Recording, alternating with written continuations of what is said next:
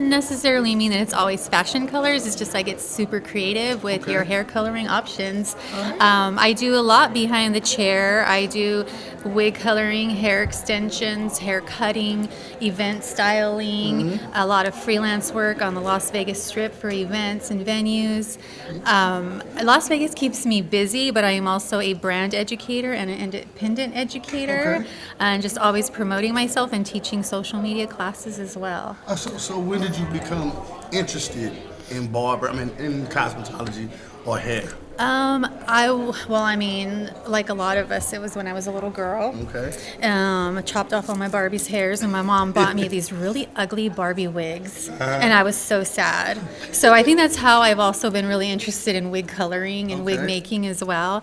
But I didn't want to do hair. Everybody kept telling me, because I kept messing with my hair as a teenager, I needed to do hair, and it just did not sound fun or like I could make money or anything. I was like, why would I want to do people's hair?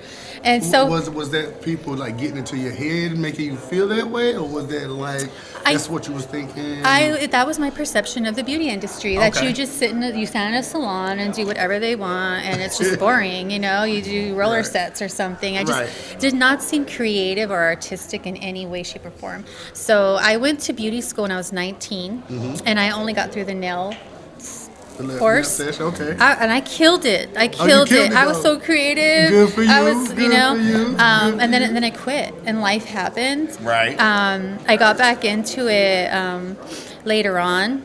So I'll tell you a little bit. I'm about to say, what about later on? You said you was 19 when you went. Yeah, I was 19 when I went and you quit. Had a pause. Had a break. I had a break. And I had a break. I had a family. I went in. That's big. That's big. That changed it. I had to be responsible. Have a 9-to-5 job. All those things. I went and worked in the car business. I did accounting for about 8 years, but being a creative being that I am, I learned everything in the office, like payroll, taxes, all the things. I could break down a car contract. If anybody needs to buy a car, I'm going to tell you how they're screwing you, So we need that. I mastered that, and I got bored. I get bored.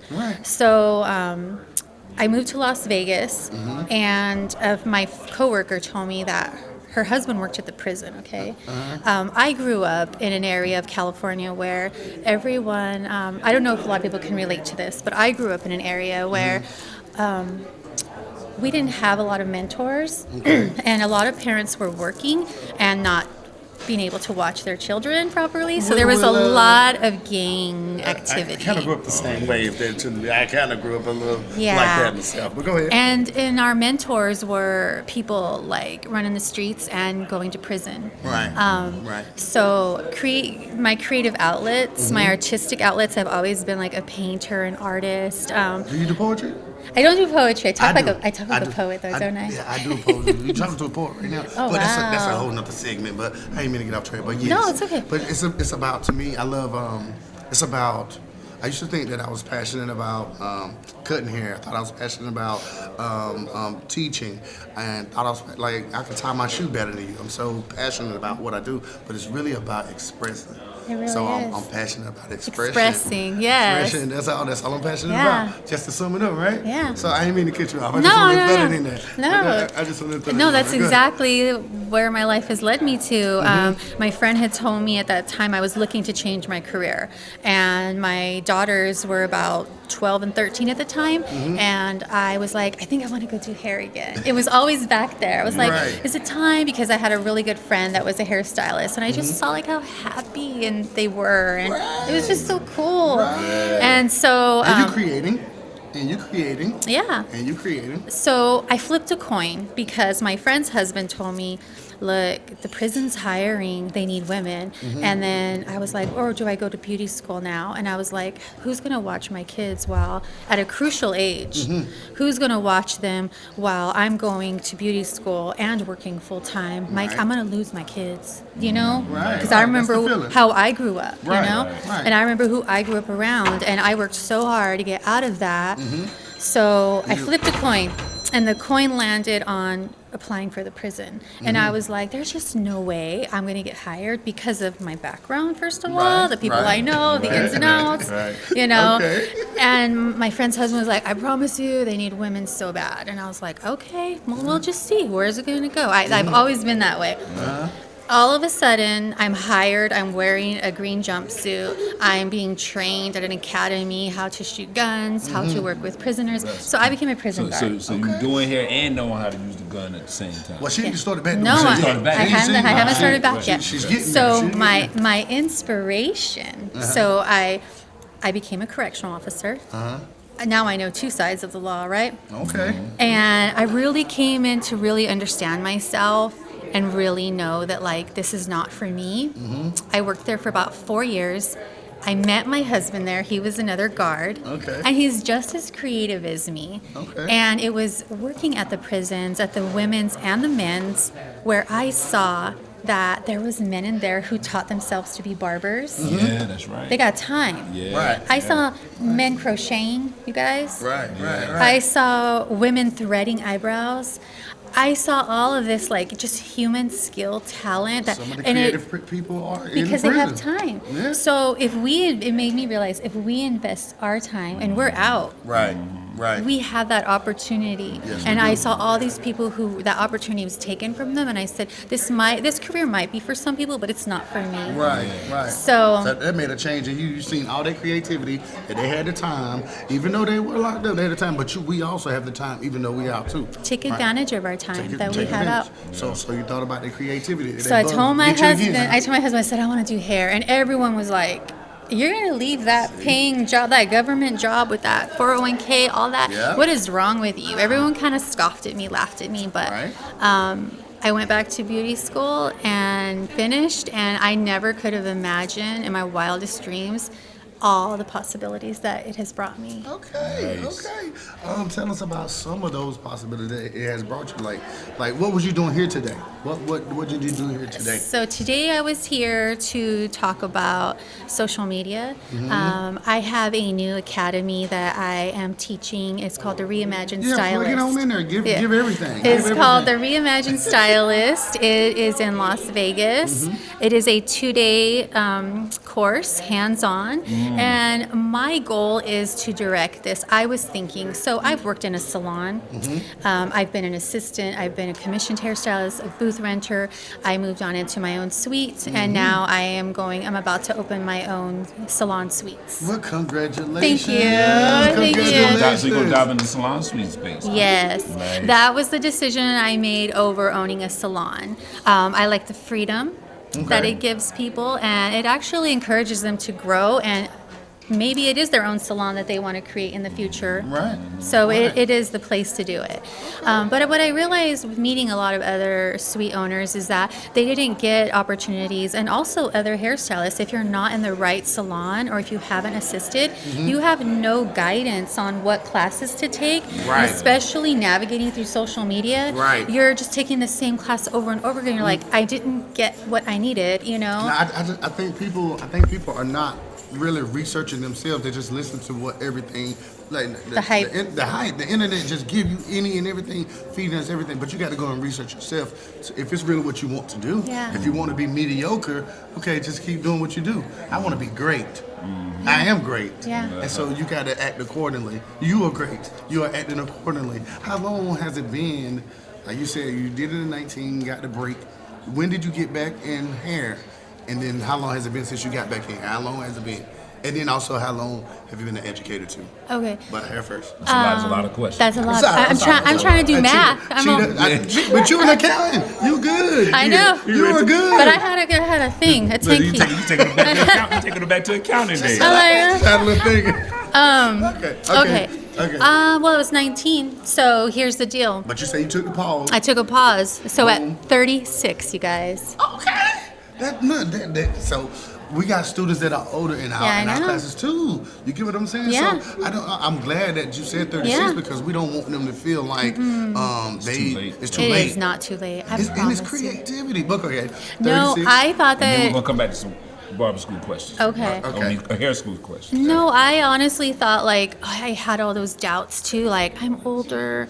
Oh my God, I'm not young and cute. I can't work at that bougie salon. How long is it gonna take me? Right. Like, And I also knew like, okay, they're gonna think I'm older, so they're gonna think that I'm more experienced. I need to bring it. Right. That I ain't that think about pressure that. was on there, Right. Yeah, I ain't think about But I also know that it's the same with. It doesn't matter what age you are. It's the same with young people. Oh, I'm too young. Right. They're nervous about people not thinking that they're credible or they have Right. enough experience. So we're always going to find an excuse to Yeah. hold us back. Just don't think about it. Right. Just do it. Right. Just do it. Just do it. Yeah, I didn't even think about that point about being older, and then people having high expectations for you when they see your older stylist.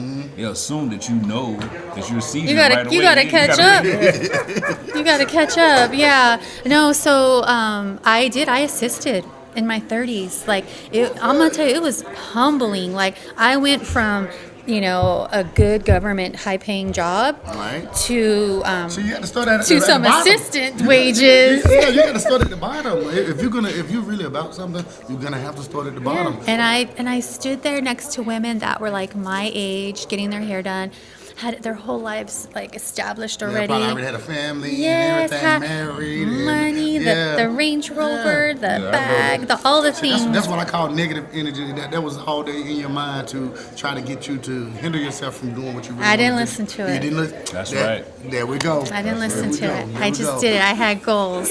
So hit her with some hairstyling questions. Well, not hairstyling questions per se, but just taking it back, saying true to Okay. the fashion of the podcast, the school podcast. Okay. Could you tell us do you remember any kind of, I guess play around, any fun stories at all that you can remember from hair school? From hair school. Any kind Yeah. of funny story or anything that you could remember or? Yeah, well, it's not really funny.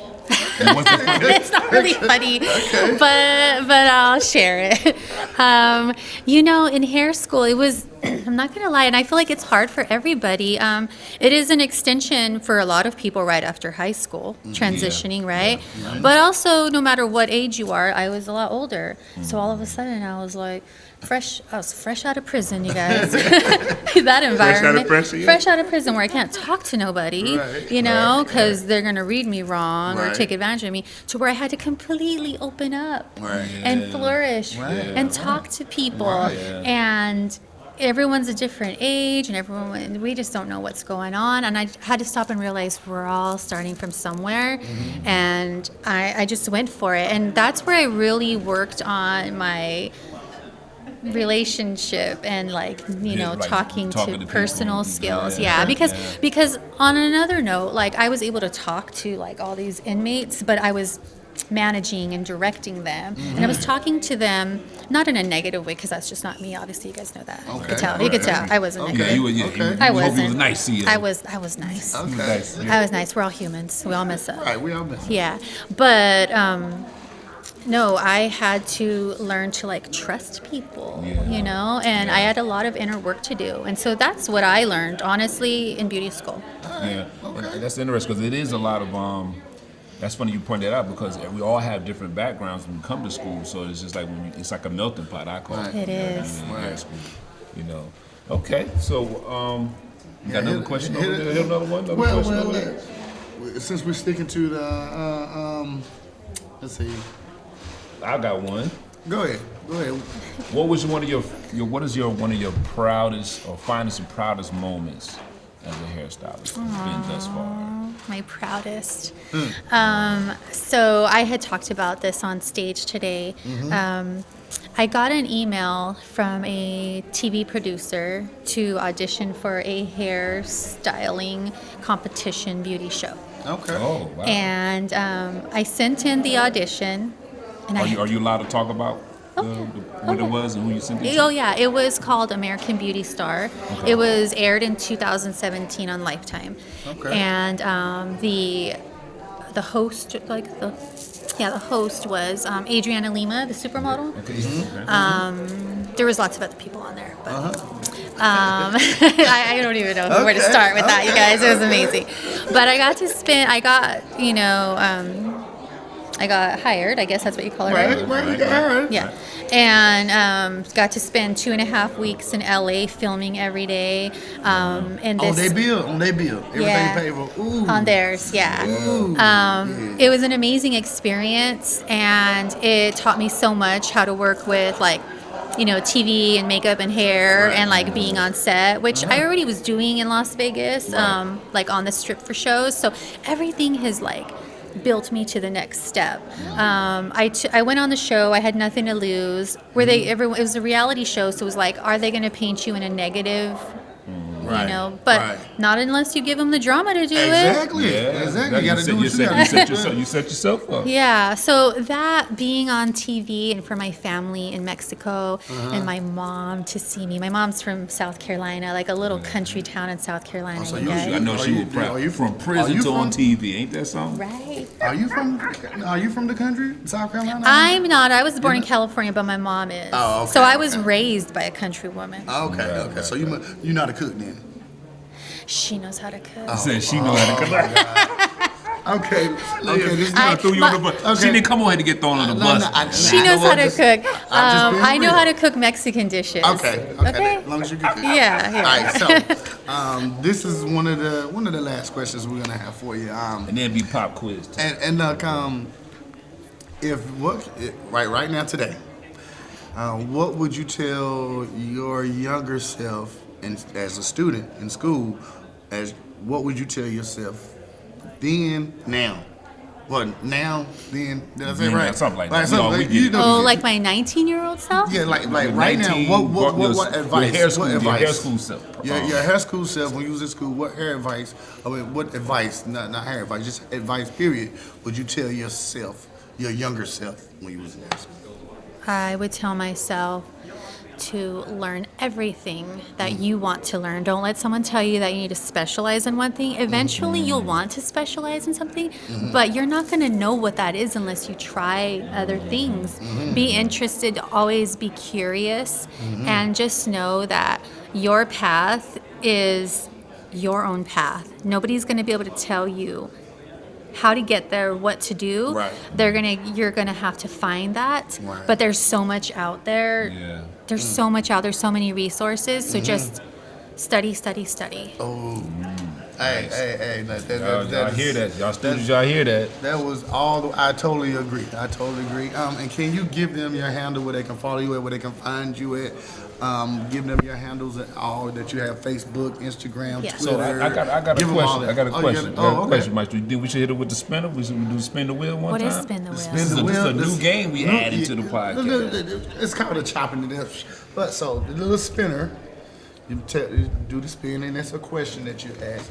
You could do a spinner. You want to You try? wanna try First, this let's one? first get your handle information. Oh, okay. again. Yeah, get your Okay. handle. Yeah, and then we're gonna do the spin. Because I'm really excited about this spinner thing. Yeah. Okay. I got some good questions, too. I got So good you questions. can find me Chita Beseau. It's CHITA BESEAU. Very fancy, right? It is. And we'll make sure we have it in the comments area, not comments, excuse me, in the show notes area. We'll make sure we have. Yeah, I so we have all that. platforms. I have Instagram, TikTok, Mm-hmm. Facebook. You can find me on YouTube, Pinterest, all the things. Nice. Okay. And also to get information about your classes, the training for the social media. So yes. That is on there, and also you can follow me on the Reimagined Stylist. Nice. Reimagine style.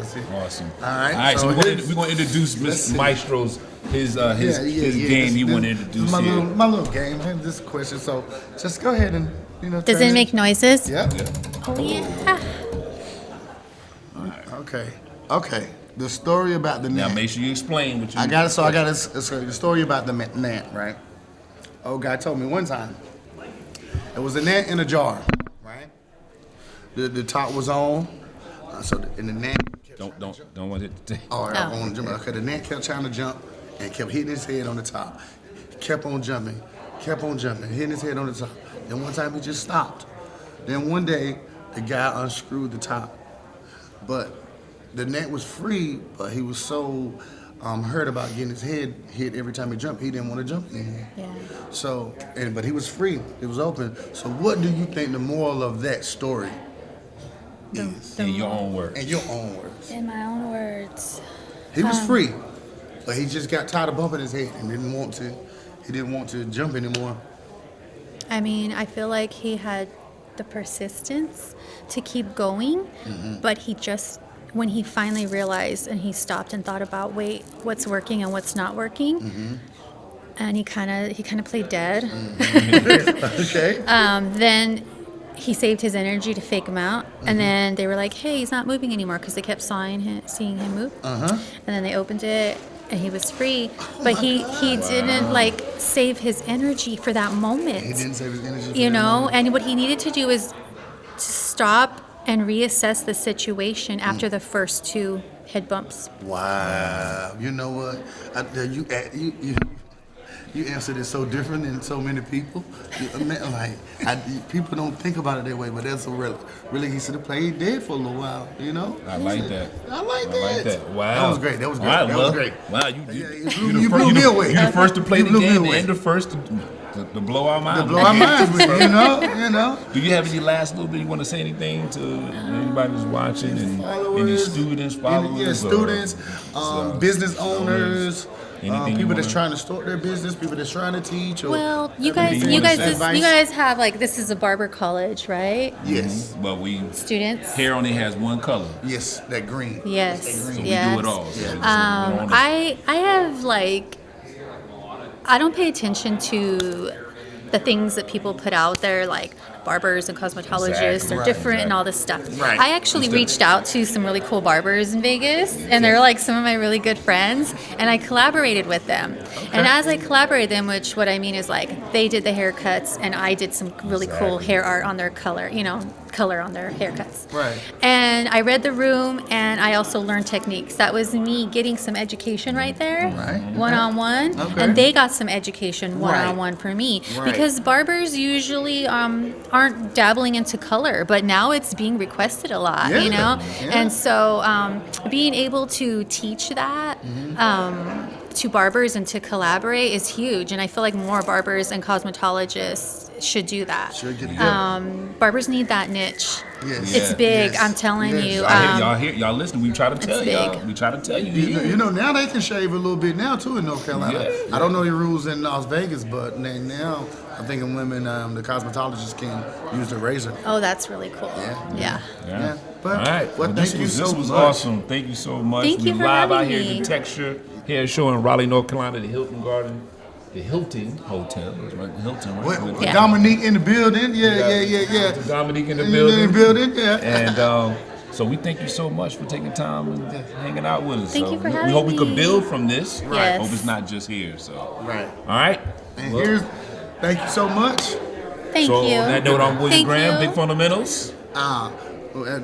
Now she can say her name. Yeah, you We're can say your gonna name, go but we down always the say, line. we always We're say gonna go our- down the line. We're gonna go down the You line. said Big So I'm William Graham, Fundamentals. Big Fundamentals. And your name? You say my name? Yeah, we're gonna say our name. Okay, We're okay, gonna okay, so okay, we're gonna okay. do it again. I'm William Graham, Big Fundamentals. I'm Chita Beseau. And I'm Mike Sauce, Mikestro. In the building. All right. Thank you. Thank you so much. Thank you. That was fun. So whenever you in this area, and because we supposed to be going to Las Vegas too, though. Oh, We do cool. want to go there and visit, though.